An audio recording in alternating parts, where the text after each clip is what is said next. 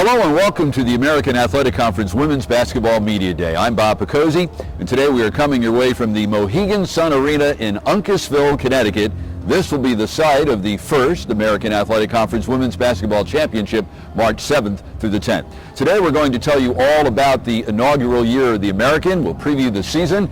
We will also release the preseason conference poll, the preseason player of the year, freshman of the year, and the preseason all-conference team. And we will also chat with the coaches and players from all 10 conference members. And speaking of those 10 members, the American is comprised of 5 schools who played last season in the Big East: Cincinnati, Connecticut, Louisville, Rutgers, and USF, the University of South Florida. 4 schools who come from Conference USA: Houston, Memphis, SMU, and UCF, that's the University of Central Florida, and 1 school who comes from the Atlantic 10, Temple.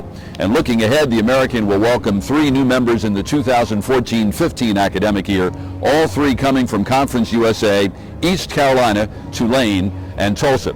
Now, the American not only features UConn, the defending national champion, but also Louisville, the school which lost to UConn in the national championship game last April.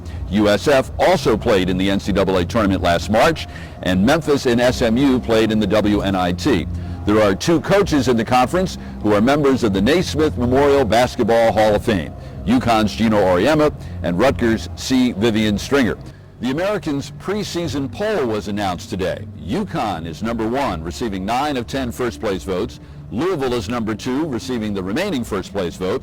Then USF is 3rd, Rutgers is 4th, SMU 5th, Memphis 6th, Cincinnati 7th, UCF 8th. Preseason Player of the Year: Rutgers guard Tyler Scaife is the preseason freshman of the year. And the preseason all-conference team looks like this: 3 players from Connecticut: Brianna Stewart, senior center Stephanie Dolson, and junior forward Kalina Mosqueda-Lewis. 3 players from Louisville: senior guards Shoni Schimmel and Antonita Slaughter, and junior forward Sarah Hammond. UCF sophomore guard Brianna Jackson, Cincinnati senior guard Daisha Hollins, SMU senior guard Keena Mays, and USF senior guard Inka Orakova. And 2 other players have been named preseason all-conference honorable mention: UConn senior guard Bria Hartley and Rutgers junior wing Benassi Eleni. Rutgers is 4th in the Americans' preseason poll. The Scarlet Knights went 16-14 last season, tied for 9th in the Big East at 7-9, lost to 8th seed USF in the second round of the Big East Championship. Returning players include preseason honorable mention All-American Athletic Conference wing Benassi Eleni, 6'1" sophomore guard Kalia Copper, who was selected to the Big East All-Freshman team last season. And the newcomers include 5'11" junior guard Alexis Burke. She's a transfer from Illinois. 5'9" guard Tyler Scaife, named today the preseason American Athletic Conference Freshman of the Year, and 5'8" guard Alex Alfano. C. Vivian Stringer is in her 43rd year as a collegiate head coach, her 19th at Rutgers. She's taken the Scarlet Knights to 14 NCAA tournaments, 2 Final Fours, and she remains the only coach in history to take 3 different schools to the Women's Final Four. In 2009, she was inducted into the Naismith Memorial Basketball Hall. We're joined by Rutgers coach C. Vivian Stringer, and Vivian, you're now entering your 43rd year as a collegiate head coach. Have you decided whether you like this racket yet? Oh, I think I decided that a long time ago, as soon as I got the first taste of it. So tell me, the team you have coming back this year, what excites you most about it? Their enthusiasm, their desire to pay attention to detail. I think their genuine love and care about each other, and the overall unity that I see, and the willingness to do the extra things to be better, to never see what we saw last year. And it's good. I enjoy it. You know, there are times when you just want to jump up and down as you enter the floor, because you see eyes that are bright-eyed. They're paying attention. They want to get better, and they know what they have to do. And the first thing that we do as a major test is the conditioning, because, you know, as you know, we like to press a lot, and we definitely want to run. And they stepped up. I mean, the test was much more difficult than it has been, but they all worked hard to get to where they needed to be. So I'm enthused. I really do enjoy this team. It's nice to see people who are just like sponges, you know, and they care about each other. And the first thing that was very noticeable to me is their willingness to make the extra pass. and they hurt each other on the floor. You know, they hurt each other. So if you were calling for a ball, you may have been in the process of taking a drive, you heard and you saw. So they've obviously played together well, you know, during the summer. So I'm excited. I know last year was a difficult season for you and your players. One of the downsides of having such a successful program that's been to the Final Four twice, you went to the NCAA tournament 10 years in a row. I mean, nobody goes forever, and the streak ended last year. How difficult was it last season? Close to unbearable. I mean, I don't know how else you say it. I mean, it's like a skin that's on you, and you just want to keep washing it off, and it's like a nightmare. But you know, I consider that we had a lot of devastating injuries, and we were very young. And then in addition to that, you know, this 900 that was looming, it was too much.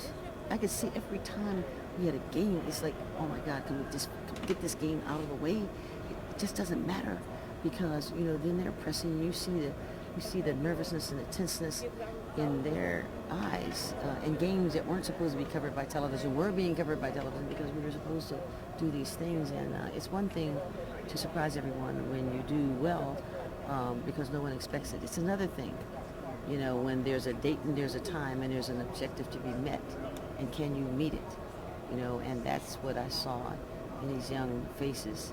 And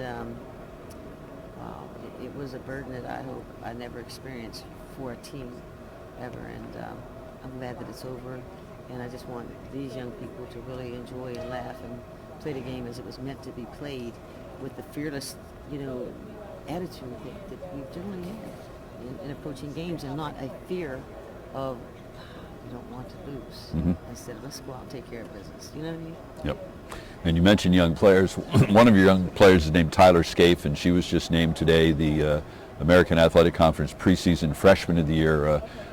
Talk a little bit about her game and what you think she can do for Rutgers in the next 4 years. I want to tell you first about her personality. She's a sweetheart. She is going to be a darling to the media.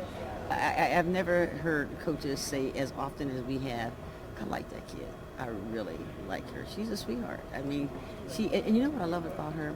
Throughout the course of the year, when a lot of people maybe would turn their backs when we were struggling, she always sent me a text and, keep your head up, coach. It's going to be all right. We're going to be all right. As though she's here. I think I always felt that she was with me all along, and I'm so appreciative.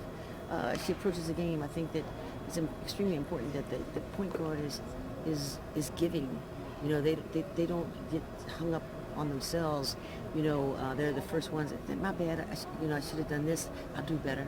You know, she doesn't play with anything other than the love of the game and just finding a way to get it done. She doesn't matter. It doesn't matter to her whether she plays point, post, or whatever. Mm-hmm. But she's great vision. You know, it's interesting because, you know, at this level, we're teaching more of the fundamentals.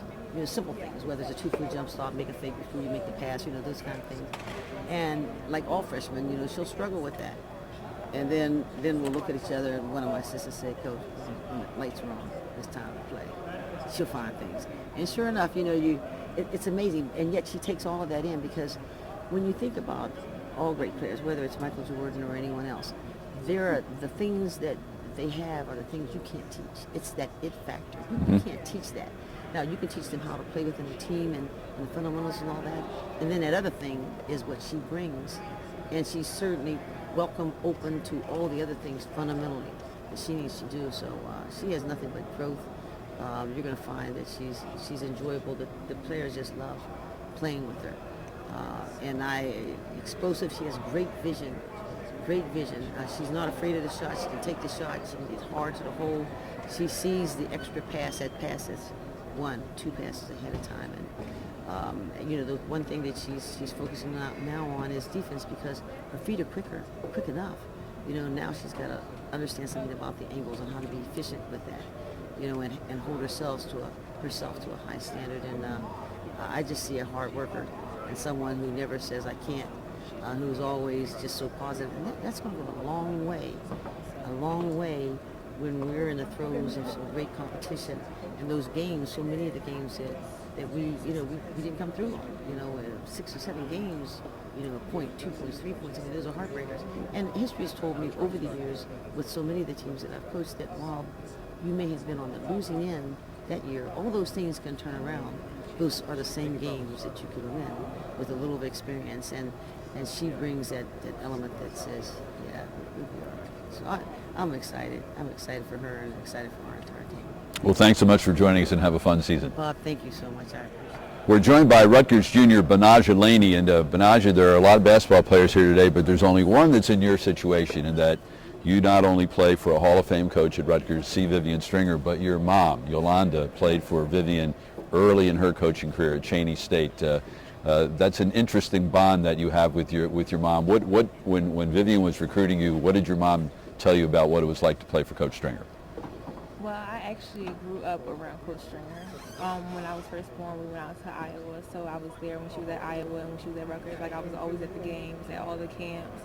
We went on family vacations together. So, well, I guess I saw Coach Stringer in a different light because she was just always so nice and loving, and it was just different for me actually playing for her now, because now I get to see the other side. So I guess my mom, she just told me about that, how not to take things personal, that she would be tough on me, but it's for my best interest. A lot of basketball players improve the most between seasons. What personally have you been working on since last March? Actually transitioning more into my guard play, because freshman year I played more of the 4. Last year I kind of played both, and just right now I'm just making sure that I work on that, so my jump shot, ball handling, and things of that nature. As you know, there's great tradition at Rutgers. Rutgers went to the NCAA Final Four twice since Coach Stringer has come there, and Rutgers went to 10 straight NCAA tournaments, and that string came to an end last season when you did not go. How difficult was it to be on a team that is so accustomed to playing in the NCAA tournament and did not last year? It was very difficult. It was really hard on Coach, and just to see her hurt, I think it hurt us just to be, and actually to be a part of the one team that doesn't go to the not the national championship, but the national tournament. So it took a toll on us, but I think that we learned from it. It was a learning experience for us, so that we know where we don't want to be. So now hope to come back stronger. And if you had to pick out one thing that you think Rutgers needs to do in order to have a successful season this year, what would it be? Outside shooters. Okay. Well, thank you very much. I hope you make a good share of your jump shots this year.